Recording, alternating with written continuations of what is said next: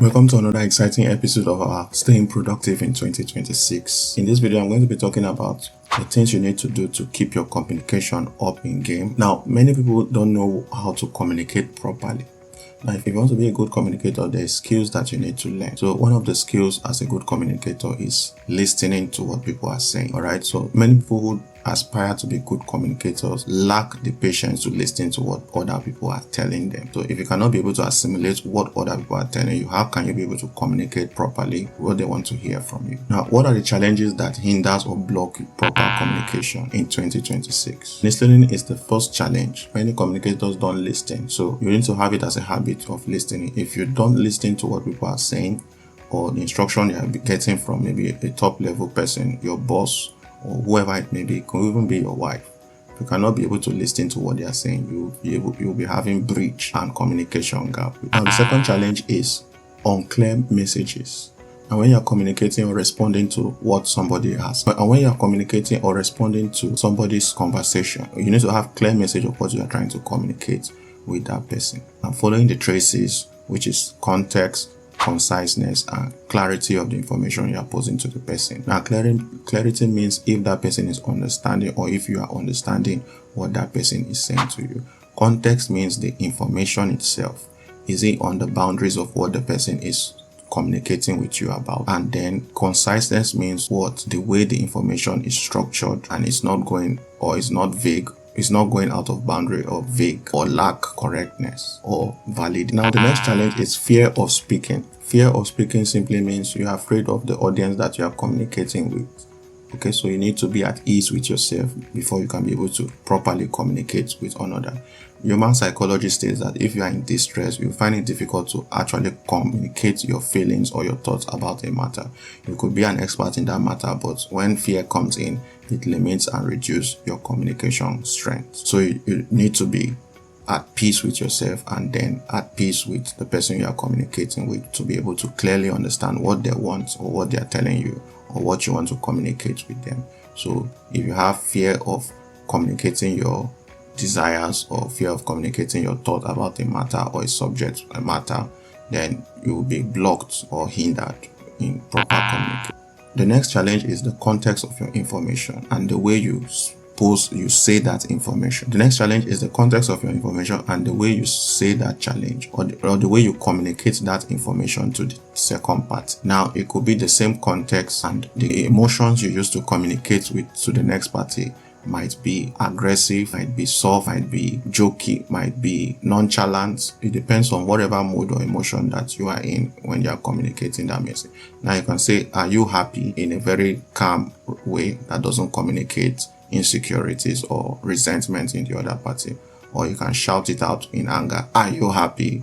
And then it will communicate that you are angry or you are displeased with the other party. So the context is the same, but the emotions you are communicating with is different. Now, the next challenge in communication is confidence. Now, people can sense when you are not confident about what you are saying. So you can be an expert in something and the way you communicate it can look as though you don't know what you're talking about.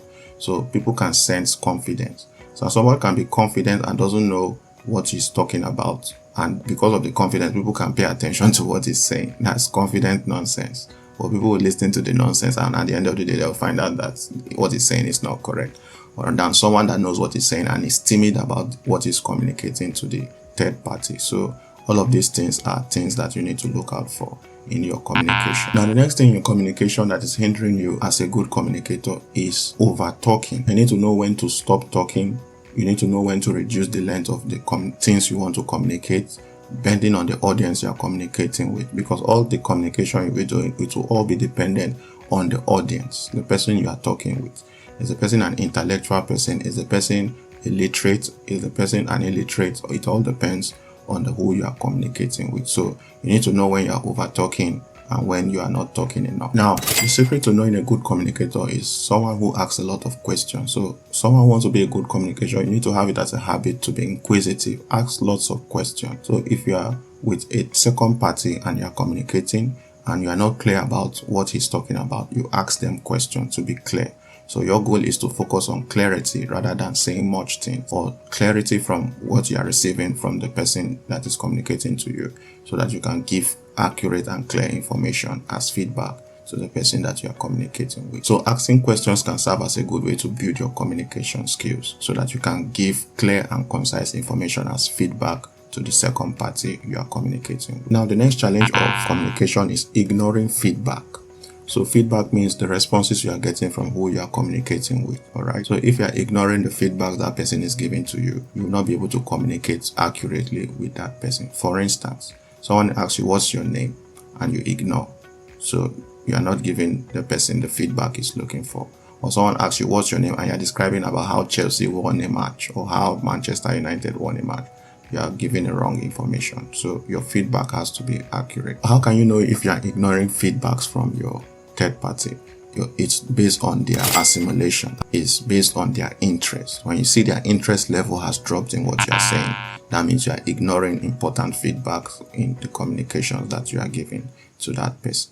So you want to check back and ask questions on where the person lost you, or are there things that you are not answering. So you want to inspire those questions or ask those questions to the second party you are talking with and get his feedback. Now, it's normal to lose feedback. Maybe you could be distracted with a phone call or distracted with some third party or whatever it may be. But make sure to fall back to asking question of where the person lost you or where you lost the person so that you can reconnect back in your communication. Now, the last but not the least challenge of being a good communicator is having structure in your communication. So if you have to give a speech or whatever it may be that you are doing, you need to have structure. Even in WhatsApp communication, there needs to be a structure to how you respond to messages. All right. Now, if I'm saying structure, I'm not talking about building a house. A structure can be based on who you are talking with. What are the kind of responses you want to be giving to that person? Okay. So in a case of marketing or business, now having a structure means knowing who the customer is, knowing what they want. Okay, these are structures that you want to put into your communication. You don't just begin a conversation with someone and you don't know what you want to talk about with that person. That conversation is not going to last. So you need to have an agenda, a structure. If it's a customer, a new customer, you want to give your proposition, have his feedback, know the things that he wants, see if you can be able to provide the solution or connect him to who can give him the solution.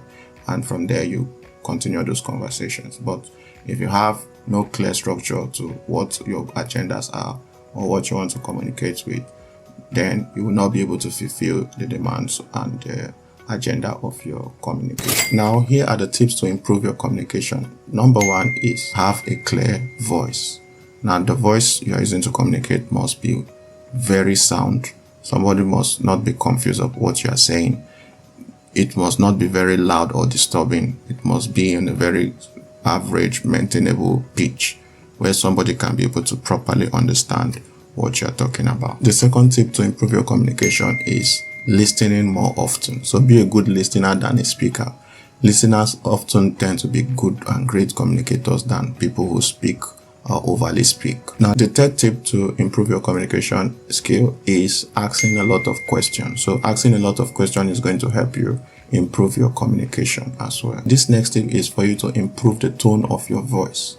So if you have a basic voice, you need to know how your audience are responding to your basic. Are they listening to what you're saying? Do they understand what you're speaking on the high bass, or you want to reduce the bass of your voice? I'm not saying do that with an equalizer also, but it's a way that you can reduce the bass of your voice so that people can really know your natural voice. Now, last but not the least is confidence. So you want to speak confidently. You want to fact check what you are saying before you say them. You want to be sure that they are verifiable. Even if they are not verifiable, you need to speak words confidently, because if you lack confidence in the way you speak, people will not trust what you are saying, even if they are accurate or correct. Now we have come to the end of this video. Now, if you like more videos like this, you can click the subscribe button. You can follow our social media pages for more videos and content like this. I want to see your comments and your thoughts about being a good communicator in the comment section. See you on the next video.